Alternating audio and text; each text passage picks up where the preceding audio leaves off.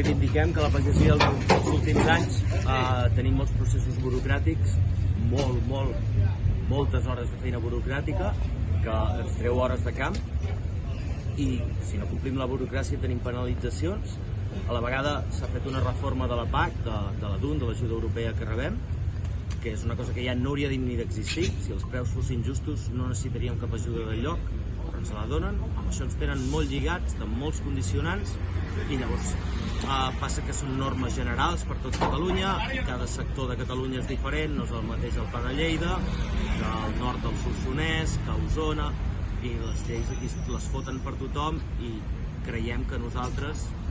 hauríem de poder plantar el que volem sense tantes condicions, sobretot la gent que té bèsties, haver de deixar camp sense sembrar obligatòriament aquests anys de sequera és un inconvenient molt gran, i reivindiquem especialment el tema de la burocràcia, el tema de les retallades amb la PAC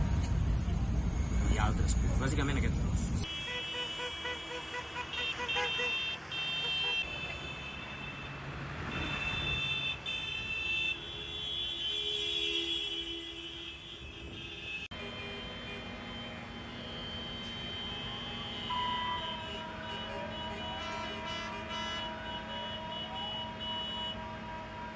La mobilització la vam començar el dia 6, sense saber quan l'acabaríem. El primer dia